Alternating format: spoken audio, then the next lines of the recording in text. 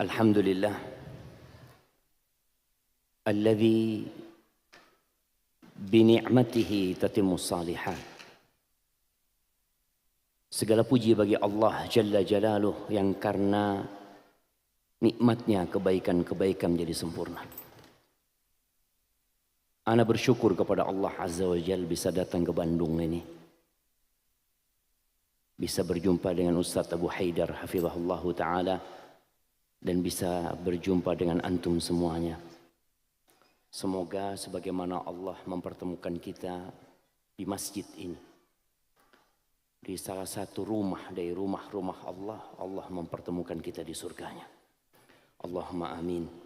Allahumma salli wa sallim ala abdika wa rasulika sayyidina wa maulana Muhammadin wa ala alihi wa ashabihi ajma'in. Ya Allah, semoga salawat dan salam, berkah dan nikmat senantiasa Engkau curahkan untuk hamba kekasih-Mu, untuk baginda Nabi kita Muhammad alaihi salatu wassalam, untuk keluarga beliau, untuk istri-istri beliau, dan untuk seluruh sahabat Nabi. Semoga Allah meridai kita bersama mereka. Amma ba'd, apa sih yang antum rasakan ketika antum melihat cermin? Apa jemaah antum melihat ya? Cermin itu ada yang hanya untuk wajah. Tapi ada cermin yang setengah wajah, setengah badan. Dan ada cermin yang menampilkan seluruh tubuh antum. Yang antum lihat adalah pantulan diri antum sendiri. Terkadang kita memperhatikan wajah. Berapa banyak di antara kita yang di wajahnya banyak kumidu. Tapi dia nggak sadar. Karena dia tatkala memandang cermin terlalu jauh. Biasanya di kamar mandi hotel itu ada cermin yang kayak pembesar. Kalau antum mendekat, antum dapat melihat sampai pori-pori kulit antum. Tatkala antum melihat diri antum di cermin, melihat rambut antum berantakan, apa yang akan antum lakukan? Antum akan sisir. Tapi kalau ana lihat rambut ana nggak ada, jadi nggak ada yang perlu disisir. Biasanya jenggot yang ana sisir. Kadang-kala jenggot ini kemana, ke timur, ke barat. Ana ingin kelihatan rapi. Tatkala antum melihat tubuh antum, melihat ada yang six pack jemaah, tapi ada yang lihat kok one pack, dilihat ke kanan ke kiri. Ketika antum melihat itu kekurangan, antum akan berusaha memperbaiki. Tapi ada orang yang melihat itu kelebihan, sehingga dia melihat tubuh dia seperti itu. Ya biasa aja. Dan yang paling suka sama cermin itu siapa? Emak-emak. Bayangkan emak-emak itu kadangkala mobilnya orang dia gunakan untuk bercermin. Padahal di dalam mobil itu ada orang. Dia lihat. Ini yang dalam mobil ngeliat. Aduh, na'udzubillah. Ahibati fillah. Tatkala kita melihat diri kita, tubuh kita tidak sesuai dengan yang kita inginkan, kita akan sedih. Kadang-kala kita nggak percaya diri. Terkadang kita juga nggak percaya dengan yang ditampilkan di cermin itu. Mungkinkah cermin itu berbohong jamaah? Pernahkah antum melihat cermin yang bohong sama antum? Enggak, ini bukan wajah ana ini. Ini wajah orang. Ini bukan alis ana, ini alis orang. Bukan, itu diri antum. Antum kalau ngelihat di tempat fitness, itu banyak cerminnya. Kenapa? Supaya orang itu melihat kekurangan di dirinya, atau dia melihat ada kesempurnaan dirinya, dia ingin lengkapin lagi. Selalu dia lakukan itu. Tapi cermin itu hanya dapat menampilkan kekurangan fisik kita. Sedangkan di dalam diri kita ada sesuatu yang lebih penting daripada fisik kita. Mengatakan innallaha la yanzuru ila suwarikum wala ila amwalikum. Sesungguhnya Allah yang menciptakan kita dan memberikan segalanya kepada kita. Dia tidak melihat kepada rupa kalian, tidak melihat kepada fisik kalian, dan tidak pula melihat kepada harta kalian. Tatkala kita bercermin, imma yang pertama kita ingin melihat fisik kita atau harta kita. Kita lihat baju kita, kita akan rapikan. Kita melihat kancing satu ini belum, betul kancing anak belum anak kancingin. Baik, dia ngelihat. Kadang-kala ada orang pakai baju karena terburu-buru, kancingnya itu berselisih. Dia nggak tahu. Ketika di depan cermin, Allah, ternyata ada masalah dengan diri kita. Kita sibuk cari baju yang paling bagus. Dan biasanya kalau antum datang pengajian, tahu-tahu yang di sebelah antum bajunya sama kayak antum. Tuh, aduh, kok sama? Antum kepingin tampil beda. Kenapa ada edisi terbatas? Orang cari, karena dia ingin tampil berbeda dengan yang lain. Antum beli sandal yang kalau bisa nggak ada yang menyamain.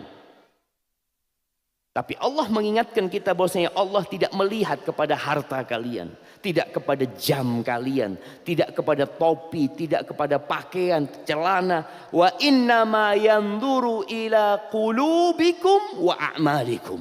Yang dilihat sama Allah Azza wa Jalla itu hati kalian. Di sini kita hadir seakan-akan orang baik.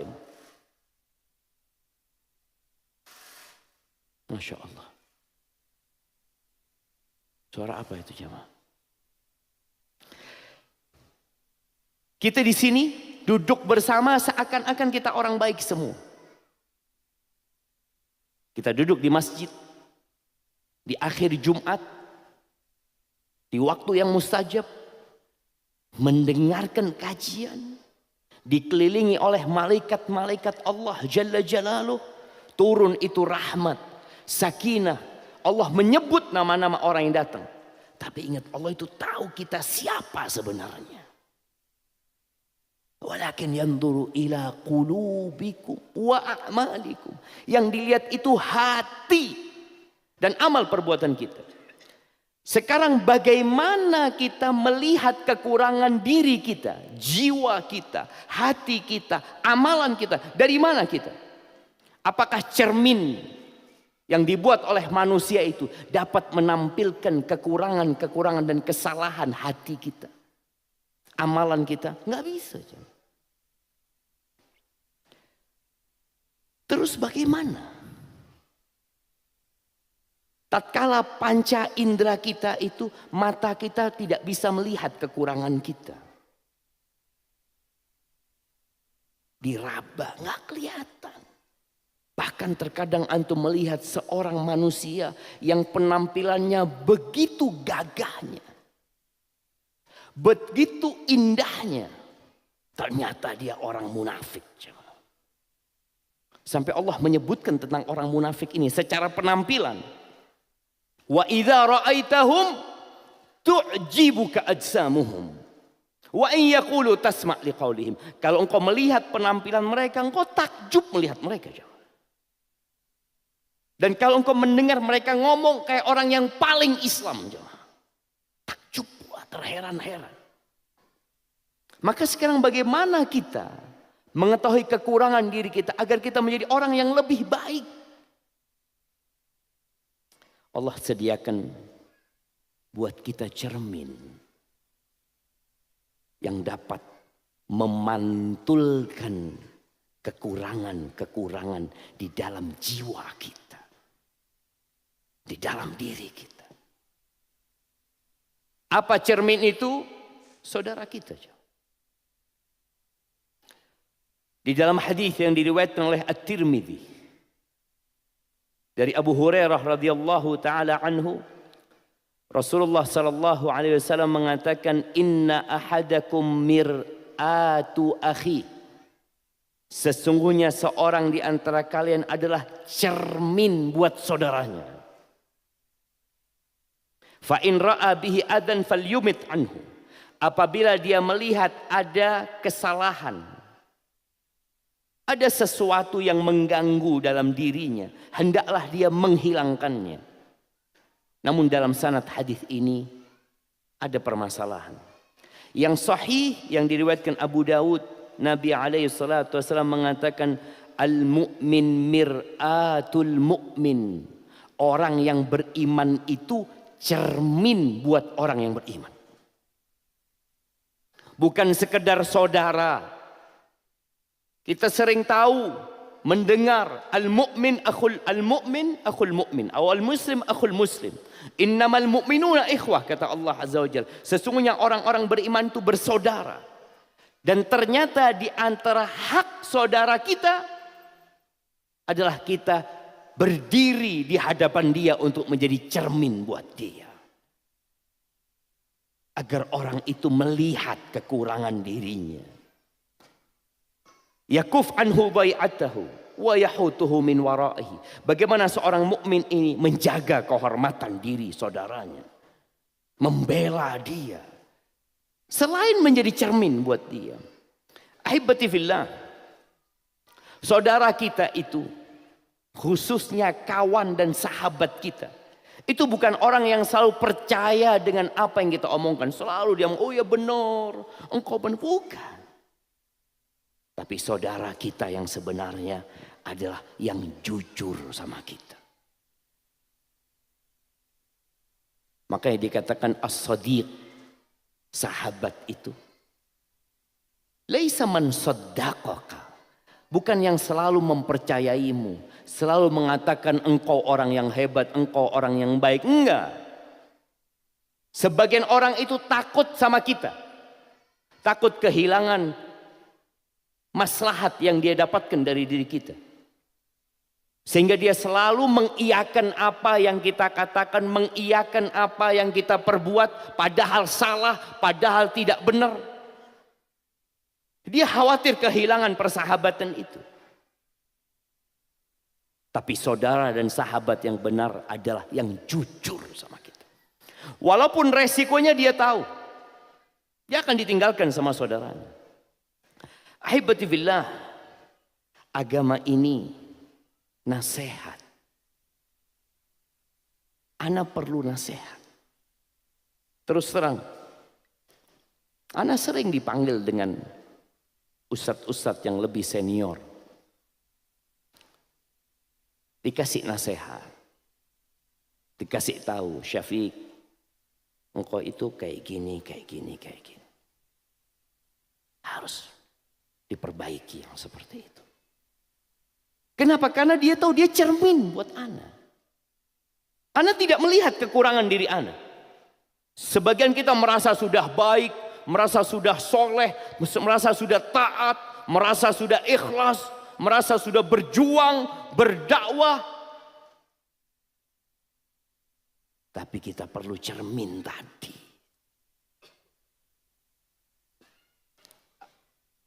Sampai dikatakan, seharusnya kita memanggil saudara kita itu dengan panggilan apa? Wahai aku. Bukan wahai kamu, tapi wahai aku. Sebagaimana ketika antum melihat cermin, yang antum lihat siapa? Aku, ini aku loh. Ketika antum melihat saudara antum melakukan kesalahan, dipanggil, wahai aku.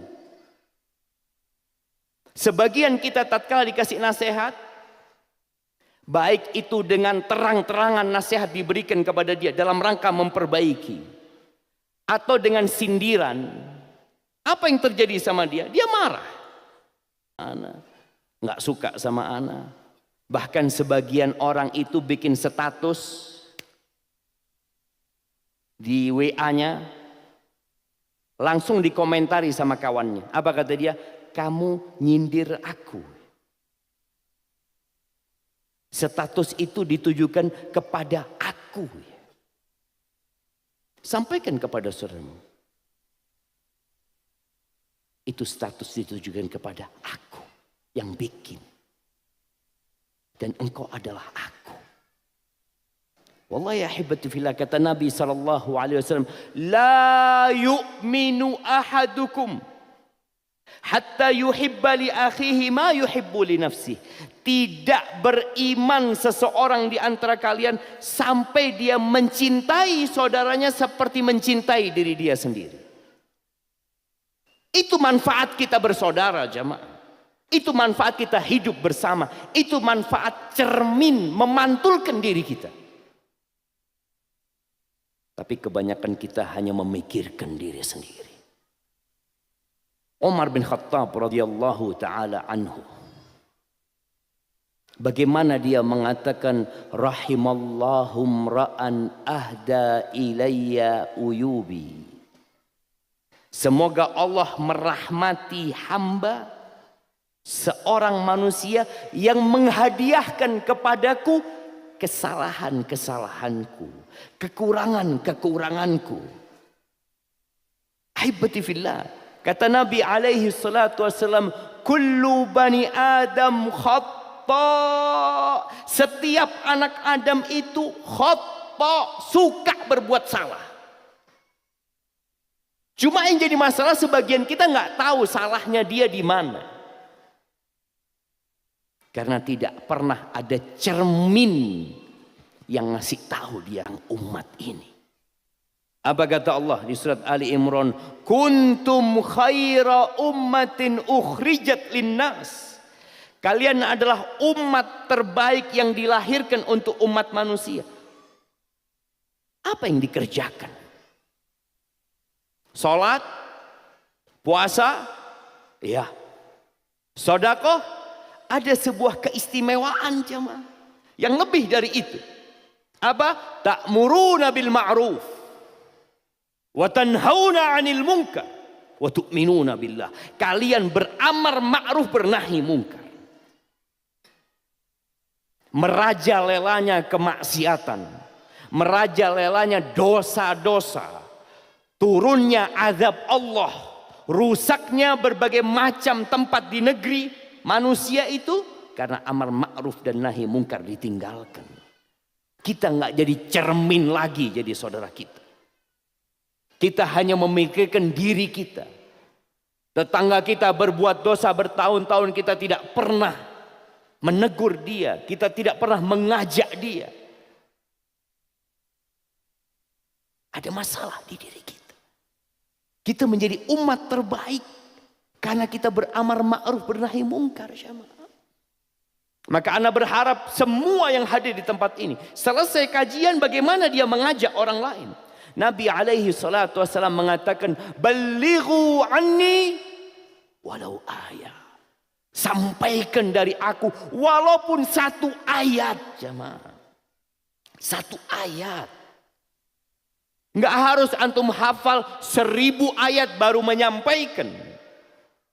Dengar satu ayat, dengar satu hadis tadi, al-mu'min mir'atul mu'min. Seorang mukmin cermin bagi mukmin lainnya, sampaikan. Antum cermin. Sekarang ini kita sulit mengenali atau mengetahui kekurangan diri kita dari sahabat kita. Karena banyak kawan-kawan dekat kita itu ya hanya kawan kepentingan. Sehingga kita kalau kepingin tahu kekurangan diri kita, harus cari orang yang benci sama kita, yang hasut, baru kita tahu kesalahan kita. Kalau kawan kita, bagaimana aku menurutmu? Aduh, Masya Allah, kau orang baik, kau Masya Allah. Di Bandung ini anak nggak pernah ketemu orang kayak antum, Masya Allah. Antum. Terus bagaimana cara kita mengetahui kekurangan diri kita? Memang kadang-kadang dari musuh cuma.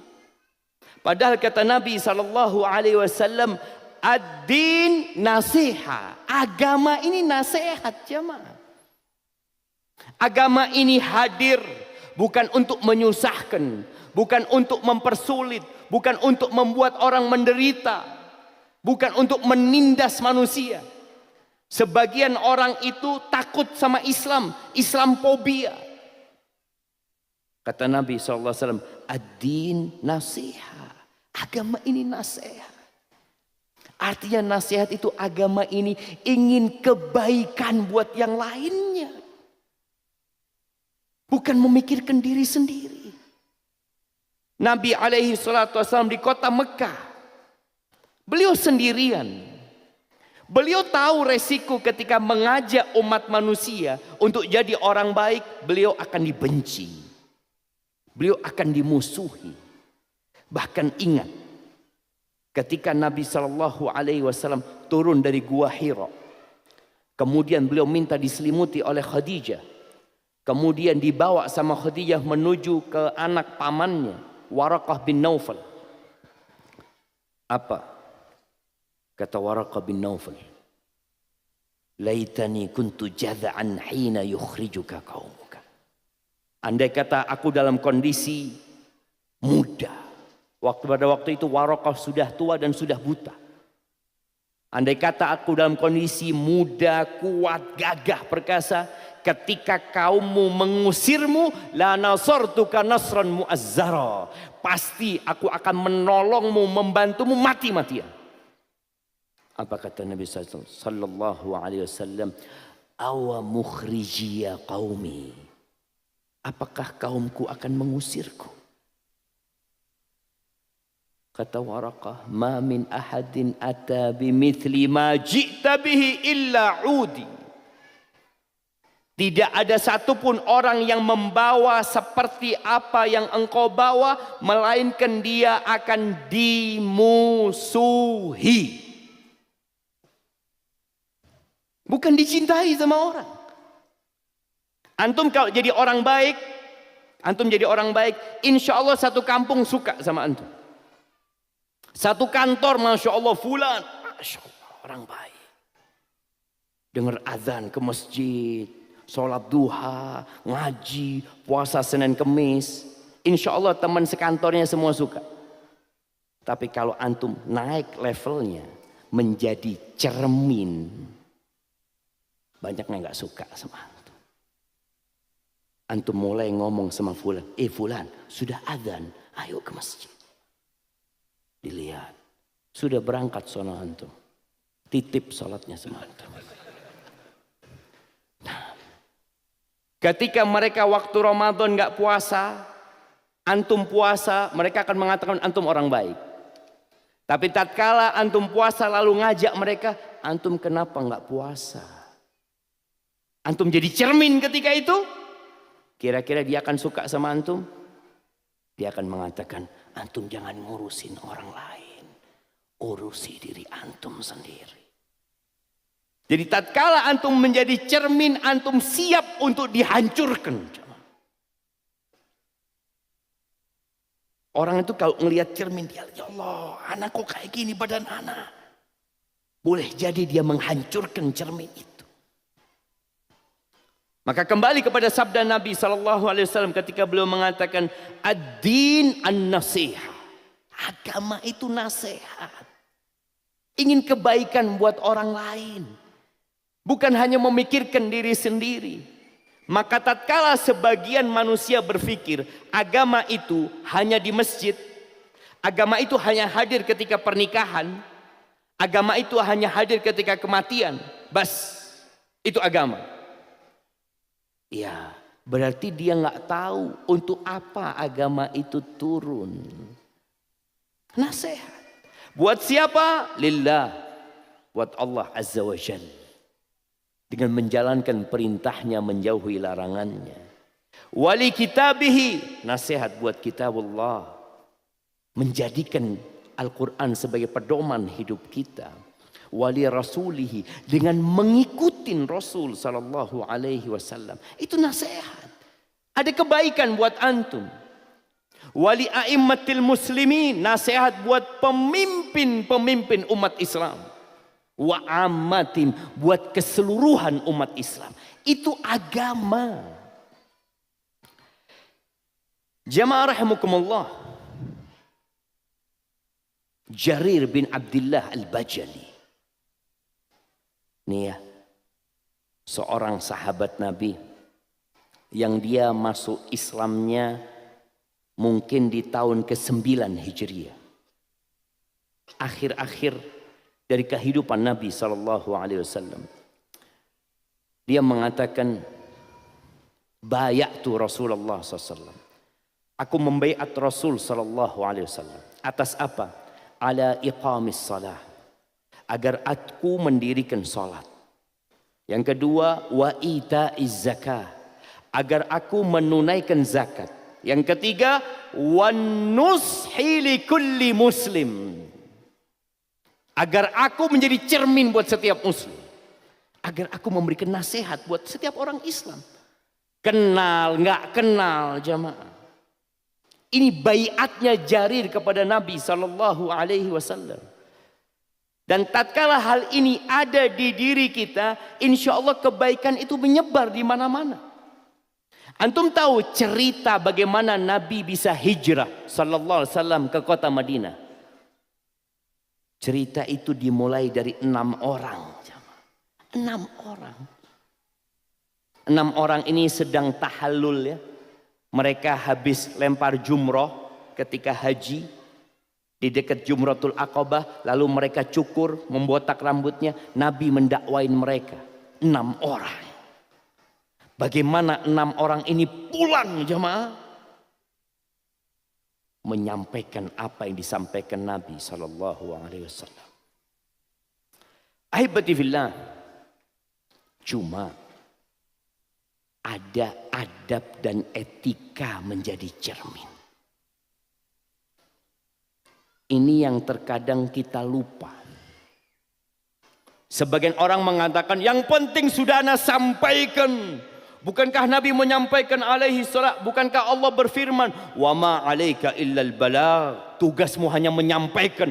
Dia mau terima tidak terima bukan urusan ana. Ada adab. Nabi SAW pernah ditegur sama Allah Azza wa Jalla.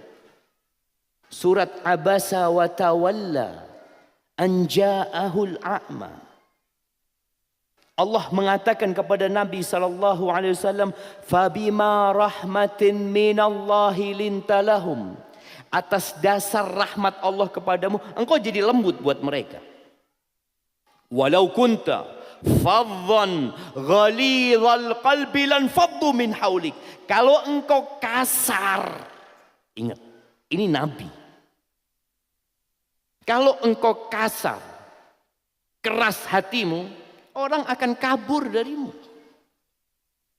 Nggak akan mau bercermin dengan dirimu. Itu Nabi, apalagi kita jamaah. Sudah banyak dosa, sok paling bersih. Kalau nasihat kadang kala sambil marah-marah. Jadi agar cermin itu dapat diterima. Yang pertama, antum harus ikhlas. Bukan ingin dipuji. Bukan ingin disanjung. Bukan ingin dikatakan orang baik. Benar-benar antum berharap wajah Allah Azza wa Jalla. Allah mengatakan, wa man ahsanu qawlan mimman da'a ila Allah. Siapakah orang yang ucapannya lebih baik daripada orang yang mengajak ilallah, ngajak kepada Allah. Bukan mengajak kepada dirimu, bukan mengajak kepada kelompokmu, tapi mengajak kepada Allah Azza wa Jalla. Ini syarat pertama. Kalau antum nggak ikhlas, walaupun orang itu akhirnya dapat hidayah, antum nggak dapat pahala.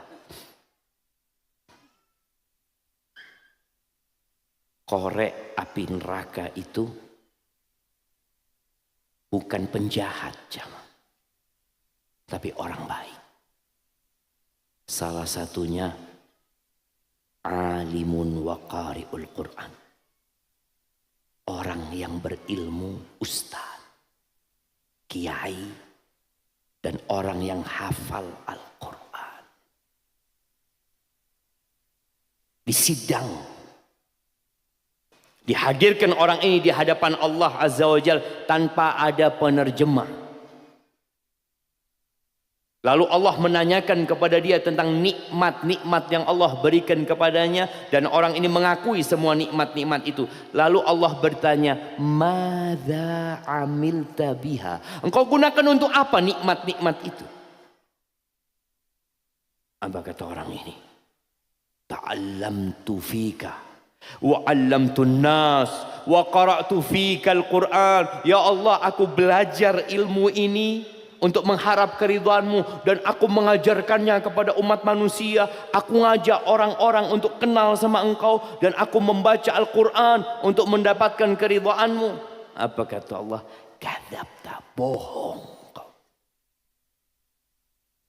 Sekarang kalau bicara ikhlas, mudah kita mengatakan lillahi ta'ala. Tapi ikhlas ini amalan hati, bukan amalan lisan. Antum mau mengatakan 1000 kali lillahi ta'ala, lillahi ta'ala, tapi yang dihitung bukan yang di lisan tapi di hati. Maka tolong ketika antum hendak memberikan nasihat menjadi cermin, antum benar-benar berharap keridhaan Allah. Karena orang itu dilemparkan ke dalam api neraka. Yang kedua,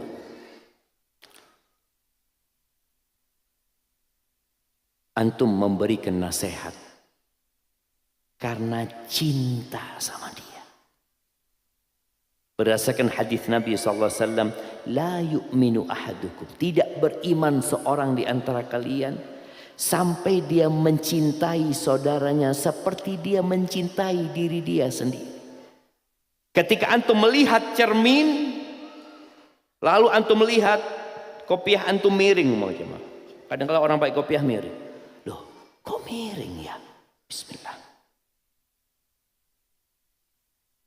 Oh, lurus sudah. Jadi atas dasar memang antum ingin kebaikan buat orang itu. Antum cinta sama dia. Dan ini hak saudara kita yang terkadang kita lupakan. Kita tahu dengan 6 hak sesama muslim. Siapa yang nyebutkan? An Abi Hurairah radhiyallahu taala anhu, qala Rasulullah SAW, haqqul muslim 'alal muslimi sittun, idza laqitahu fasallim 'alaihi, wa idza da'aka fa'ajibhu,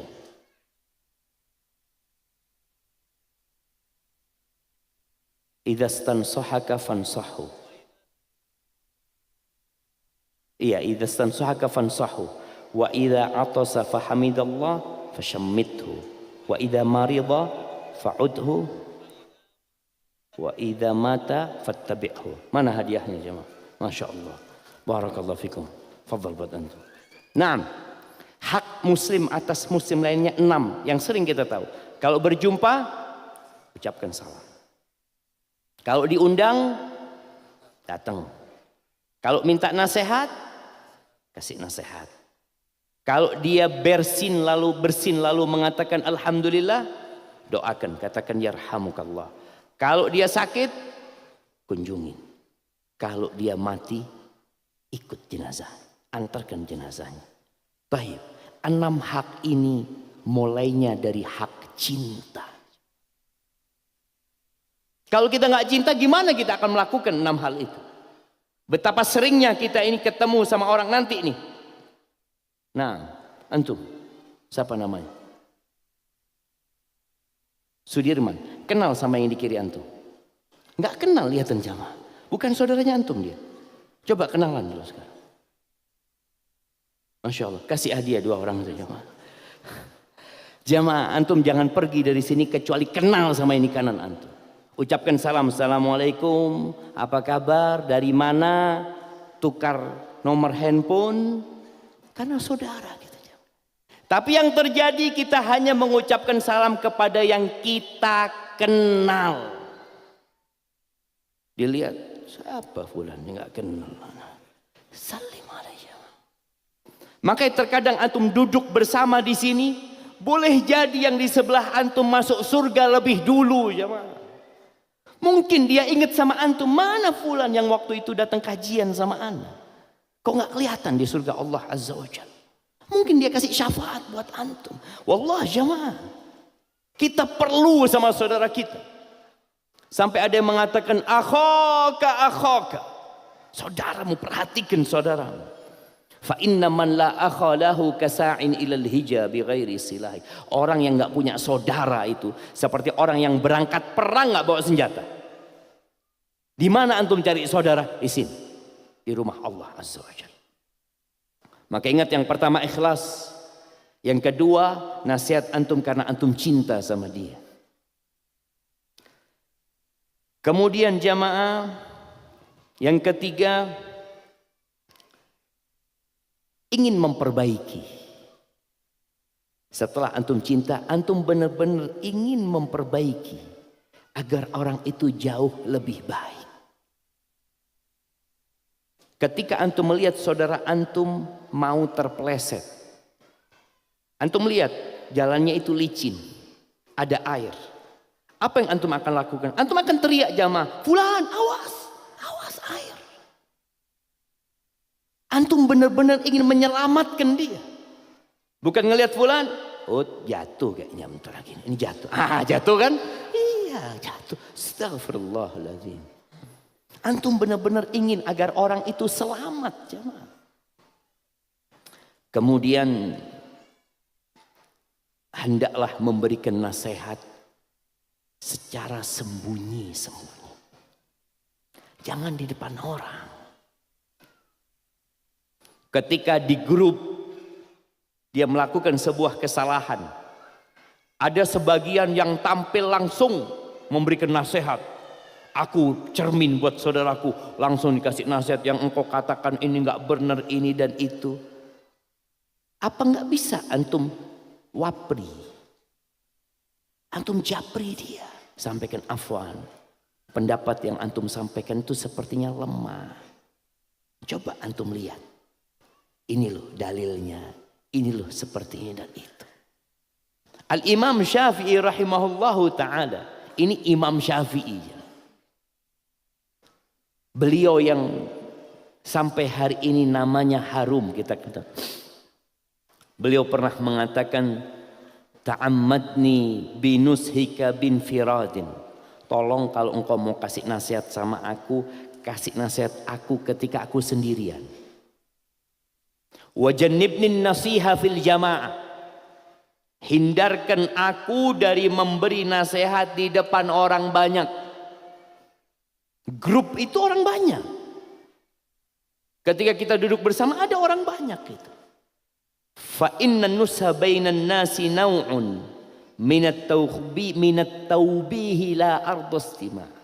Sesungguhnya memberikan nasihat walaupun niatnya baik, tapi dilakukan di depan orang, sejatinya itu adalah pelecehan. Itu pelecehan. Anak kita saja jemaah, anak kita. Kalau bapaknya sering ngasih nasihat di depan kawan-kawannya, di depan orang banyak, anak itu merasa dilecehkan sama bapaknya. Padahal dia tahu bapaknya cinta sama dia. Bapaknya ingin kebaikan sama dia, tapi gara-gara caranya salah dia merasa dilecehkan. Bagaimana kalau itu orang lain? Apalagi orang itu punya jabatan. Orang itu adalah orang yang terhormat. Maka akhirnya yang antum lakukan itu bukan menginginkan kebaikan. Hati antum ingin menjatuhkan orang itu. Kemudian ahibati fillah, nasihat itu boleh jadi bentuknya jelas, terang-terangan untuk dia. Kita ngomong sama dia langsung. Tapi kadang-kala nasihat itu sindiran aja. Nggak perlu disebutkan nama orang itu. Rasul sallallahu alaihi wasallam pernah beliau naik mimbar jemaah. Minta Bilal untuk mengumpulkan para sahabatnya. Gara-gara ada 3 orang yang memiliki prinsip yang salah. 3 orang ini datang ke rumah Nabi SAW. Dia tanya sama istri Nabi, gimana sih ibadahnya Rasul SAW? Kata Aisyah radhiyallahu ta'ala anha, ya Nabi sholat di malam hari, beliau tidur. Tidur, beliau sholat. Artinya bukan full begadang sholat, enggak. Terus kalau siang hari, kadang-kala Nabi puasa, kadang-kala Nabi enggak puasa. 3 orang ini beranggapan amalan Nabi itu sedikit. Lalu mereka mulai memiliki ide yang seakan-akan ide ini baik. Dan kita harus tahu, setan itu akan menyesatkan antum dengan 2 cara. Yang pertama dengan syahwat, yang kedua dengan syubhat. 3 orang ini nggak ingin berbuat dosa aja, tapi ingin nambah ibadah. Yang satu mengatakan amma ana fa aqumul lail wala ana. Aku akan sholat sepanjang malam dan tidak akan tidur. Menurut antum baik apa tidak? Sholat sepanjang malam beribadah. Yang kedua mengatakan amma ana fa'asumud dahr. Aku akan puasa sepanjang tahun. Bukan Senin Kemis, bukan Daud, tapi sepanjang tahun. Dia mengatakan itu karena ingin beribadah yang maksimal, bukan ingin berbuat dosa. Tapi ternyata itu adalah bisikan setan juga. Yang ketiga mengatakan amma ana fala atazawwajun nisa. Aku tidak akan menikah dengan wanita. Aku akan fokus beribadah, mengabdi kepada Allah Azza wa Jalla. 3 prinsip ini adalah prinsip yang tidak benar, tapi seakan-akan baik. Bagaimana cara Nabi memperbaiki 3 orang ini? Maka Nabi kumpulkan para sahabatnya. Beliau naik ke mimbar. Lalu beliau mengatakan, ma balu aqwamin yaquluna kadza wa kadza. Apa maksudnya ini? Ada orang-orang yang mengatakan ini dan itu. Nabi tidak menyebutkan nama. Karena hanya perlu disindir, orang itu sudah tahu. Tapi terkadang ada yang marah jemaah. Ada cerita ustadz ini. Dia khutbah Jumat. Yang hadir khutbah Jumat itu banyak jemaah.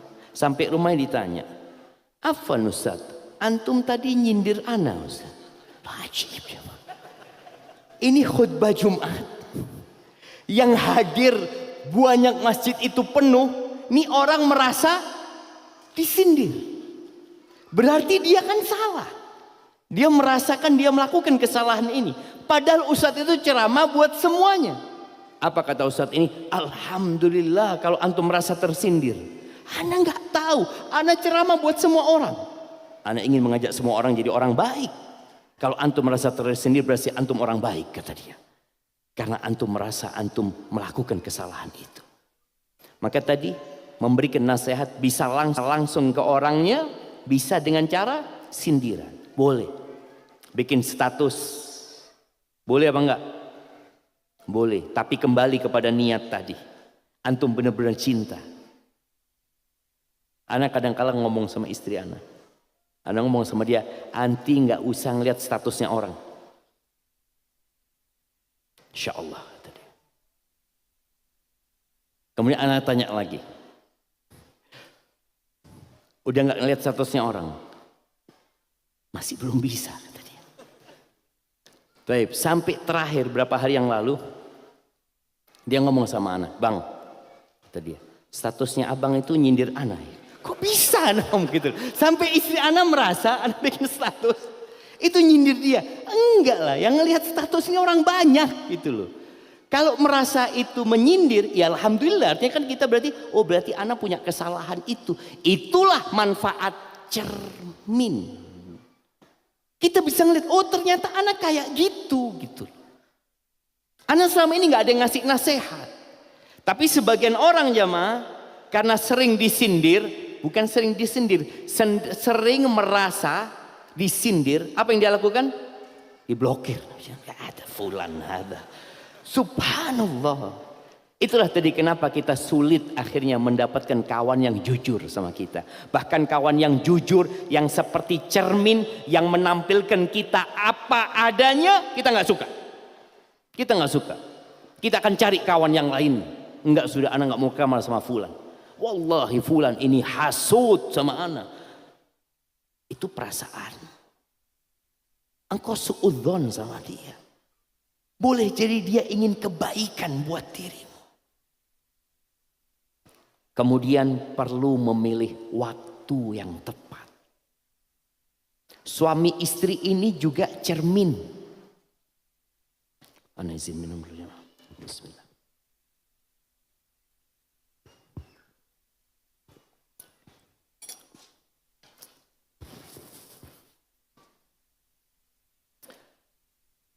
Yang paling tahu sama diri antum, diri kita nih para suami, itu siapa? Istri kita. Dia lihat suaminya. Di luar katanya orang baik. Ada ustaz, insyaallah.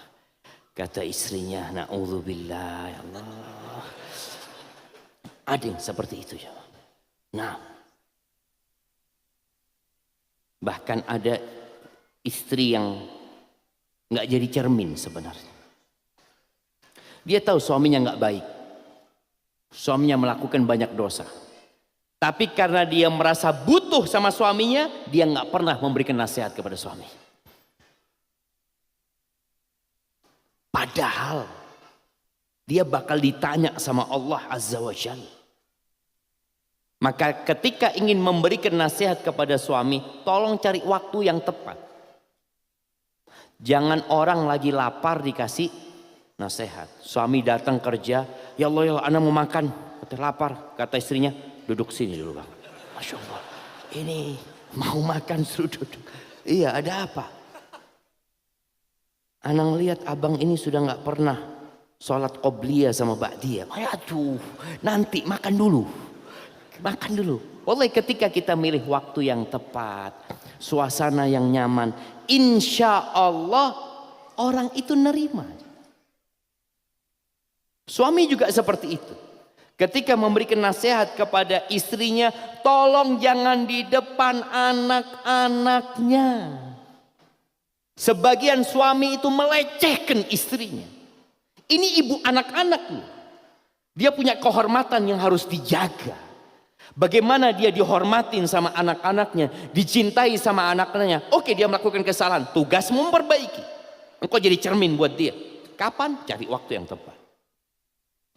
Nunggu anak-anak tidur.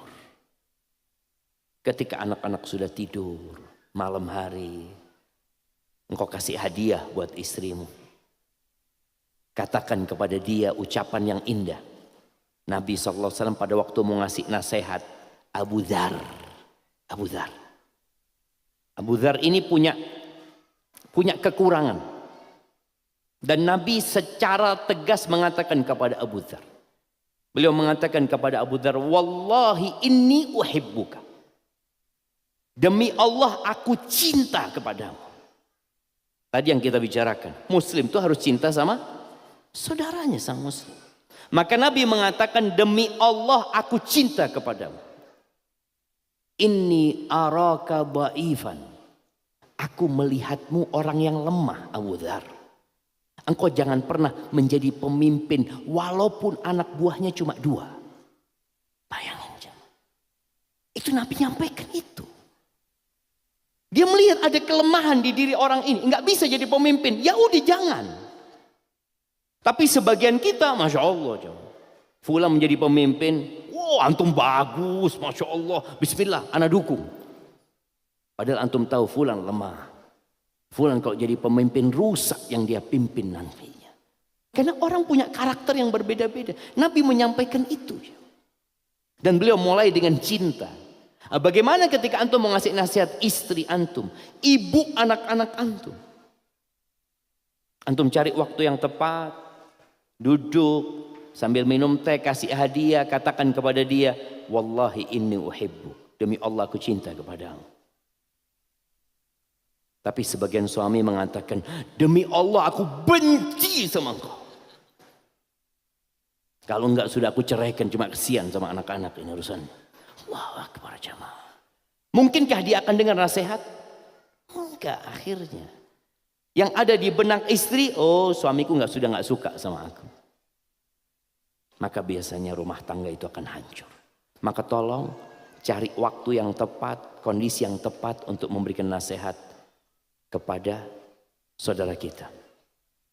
Kemudian yang terakhir, sabar. Karena biasanya antum akan disakiti, dicuekin, tadi diblokir. Ada jemaah orang yang sudah diblokir. Ustaz, ana ini nggak tahu kenapa ya fulanah ini kok blokir ana Ustaz. Padahal ana cinta sama fulanah. Ya udah sabar. Sabar. Antum kirim hadiah buat fulana atau kirim salam lewat orang lain, berusaha untuk membuka pintu hatinya dan doakan orang itu. Karena bukti antum benar-benar ikhlas, bukti antum cinta sama dia, bukti antum ingin kebaikan buat orang itu, setelah antum memberikan nasihat, setelah antum jadi cermin di hadapan dia, antum akan mengangkat tangan memohon kepada Allah, Allahumma hdi fulan. Ya Allah berikan hidayah kepada fulan. Terkadang kita lupa berdoa. Hadza wallahu a'lam bishawab. Itu yang dapat ana sampaikan. Kurang lebihnya mohon maaf, mungkin kita masuk ke sesi tanya jawab. Na'am, barakallahu fiik.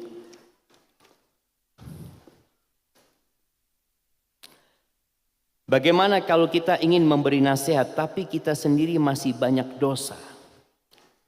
Makanya saling memberikan nasihat. Ini dosa merajalela di mana-mana karena kebanyakan kita itu nggak mau ngasih nasihat. Jadi orang itu mikiri diri sendiri. Antum tetap berikan nasihat kepada dia dan antum berusaha untuk memperbaiki diri. Mungkin ketika antum kasih nasihat dia, lalu dia mengatakan, "Ya Allah, antum kasih nasihat ana, antum sendiri kayak gitu." Kata dia, "Alhamdulillah, ini yang ana butuhkan. Ana juga butuh nasihat. Antum gak pernah kasih nasihat ana. Antum biarkan ana berbuat dosa. Ketika ana menegur antum berbuat dosa, baru antum negur ana. Apakah teguran dia karena ditegur ikhlas? Biasanya bukan. Hanya mencari pembenaran. Kita itu ketika dikasih nasihat, suami istri, kadangkala suami ini ngasih nasihat istrinya, "Dek, engkau itu seharusnya kayak gini, kayak gini." Ya, antum bang juga sama. Ana cuma diem selama ini. Ya Allah, ini yang ada mau berantem, jemaah. Maka tolong tadi ketika dikasih nasihat, kemudian kawan antum ngasih nasihat, antum terima antum. Kadang saya mau memberi nasihat, tapi ragu karena dosa saya sendiri. Takut dibilang urusin dosa dirimu dahulu. Enggak apa-apa. Tatkala kita melihat kemungkaran dan kita adalah pelaku dosa, bukan berarti antum boleh membiarkan kemungkaran itu terjadi. Antum akan ditanya, kenapa ketika antum melihat kemungkaran antum tidak tegur? Antum akan punya dua dosa. Antum sudah berbuat dosa dan membiarkan orang lain berbuat dosa. Seharusnya paling tidak antum mencegah. Boleh jadi orang itu dengan ditegur dia malu jemaah. Kemudian dia jadi orang baik. Dan Allah memberikan balasan kepada antum, antum jadi orang baik.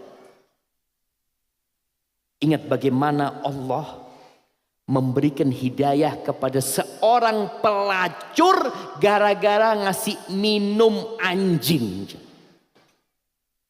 Gimana antum menyelamatkan saudara antum dari api neraka? Tapi tadi ikhlas. Antum benar-benar ingin kebaikan seperti wanita tadi.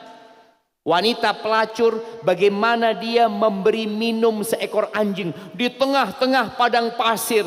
Tidak ada satu kamera pun yang meliput kejadian itu. Tidak ada satupun manusia yang melihat kejadian itu. Hanya dia bersama anjing.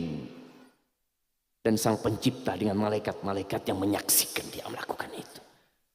Pelacur dapat hidayah gara-gara dia ingin kebaikan buat anjingnya. Apakah kalau antum ingin kebaikan buat saudara antum, Allah tidak kasih hidayah buat antum? Mudah-mudahan antum dikasih hidayah. Ketika dia mengatakan antum urusin dosa antum sendiri, iya, jazakallah khair, makasih, makasih. Mungkin dengan itu antum dapat hidayah.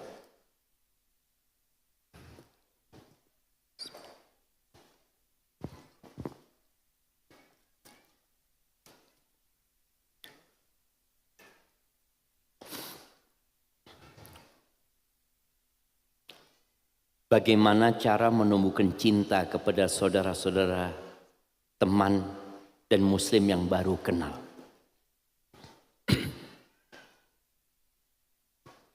Ada cerita jemaah, anak ketemu seorang, dia mengatakan, Ustadz, awal anak hijrah Ustadz, anak hijrah sama istri anak Ustadz. Anak datang ke kajian di Surabaya waktu itu. Anak duduk Ustaz, nggak ada yang menyapa anak, nggak ada yang menegur anak. Ini yang suami, anak WA sama istri anak. Anti di sana gimana? Anak di sini nggak ada yang menegur anak sama sekali, kata dia. Kata istrinya, sama. Di tengah lautan manusia seakan-akan sendirian. Ini kadang-kala antum merasakan jemaah. Antum hadir sejak tadi, seakan-akan sendirian antum. Makanya kenapa Nabi SAW mengatakan la tadkhulul jannah hatta tu'minu. Kalian tidak akan masuk surga sampai kalian beriman. Wala tu'minu hatta tahabbu. Dan kalian tidak akan sampai tingkat iman sampai kalian saling mencintai. Afala adullukum ala syai'in idza fa'altumuhu tahabbtum. Kalian mau enggak aku kasih amalan? Kalau kalian lakukan, kalian akan saling mencintai. Apa amalan itu? Afsyus salam bainakum. Tebarkan salam di antara kalian. Makanya tadi antum ketemu, assalamualaikum. Bagaimana salaman itu jemaah dapat menggugurkan dosa-dosa. Itu akan menumbuhkan cinta. Tapi terkadang sebagian kita ini memang gak bertegur sapa dengan yang di sebelahnya. Ketemu di parkiran, wassalamualaikum, ahlan wa sahlan. Sama-sama ngeluarin motor kadang-kala jamaah ya. Wassalamualaikum. Istri ana, dia pernah cerita. Waktu itu dia beli gudeg. Dan ini nasihat buat para akhwat ya. Khususnya yang pakai cadar. Istri ana ketika itu beli gudeg. Ada perempuan yang jualan. Dia lagi masukin nasinya semuanya. Istrinya tanya, mulai kapan jualan di sini mbak? Banyaklah pertanyaan-pertanyaan, ngobrol sama penjualnya itu. Penjualnya itu ngeliatin istri, diliatin kata dia. Loh kenapa mbak, kata dia. Baru sekarang ada orang pakai cadar mau ngobrol sama anak. Selama ini datang beli, diam sudah. Selesai pulang. Ya Allah, jamaah. Kita itu diajarin ngomong.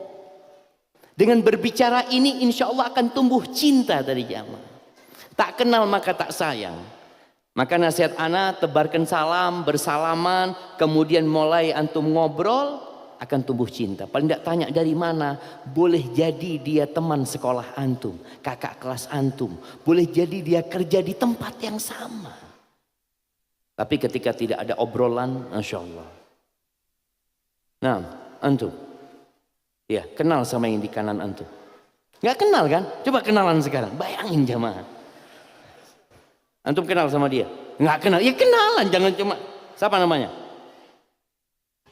Dari mana dia?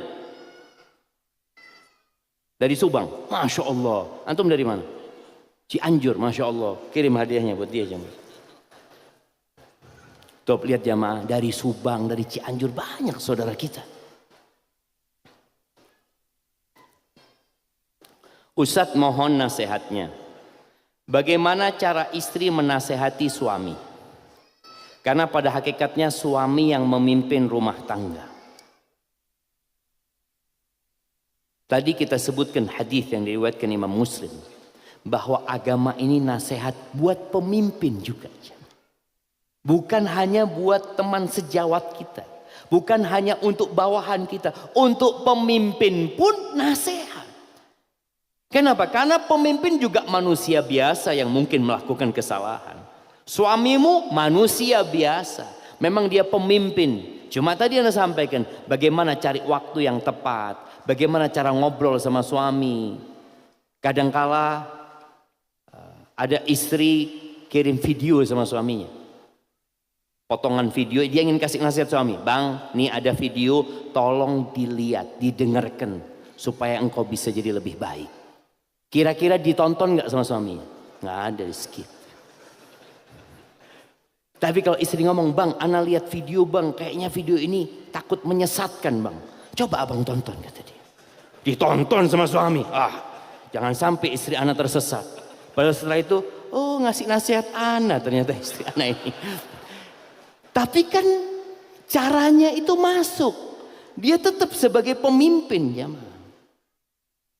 Memang beli buku, kadang-kala ada istri ingin ngasih nasihat suaminya lewat buku. Dia belikan buku, kemudian dia taruh di mana? Di sebelah tempat tidurnya ditulis, tolong dibaca buku ini. Aku ingin engkau dapat hidayah. Nggak dibaca aja. Tapi kalau katakan, bang aku beli buku ini bang, ya Allah aku kepingin bang ya. Abang kalau selesai baca aku dikasih tahu bang. Soalnya aku kepingin jadi lebih baik. Jadi seakan-akan yang minta nasihat siapa? Istrinya. Insya Allah dengan cara itu sambil didoakan suaminya. Suaminya kadang-kala ada yang suka main game. Sama istri ditinggal. Dia lagi main game, jangan ditinggal. Didampingin. Ngapain? Main game juga kita bang.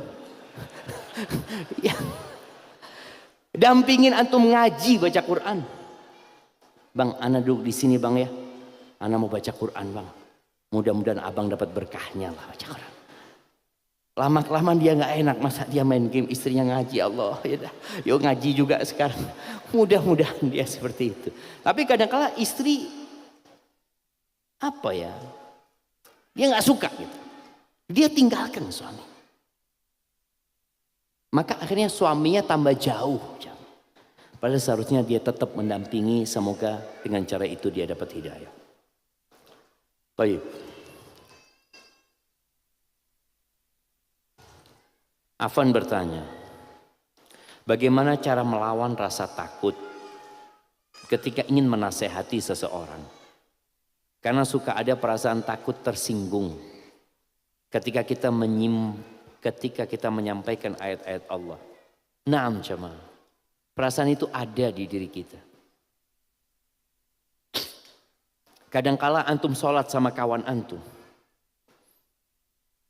Kawan antum ini baunya Allahu Akbar. Tapi Tapi dia nggak merasa bau. Dan itu wajar. Dia tidak merasa bau karena dia sudah hidup dengan bau itu bertahun-tahun.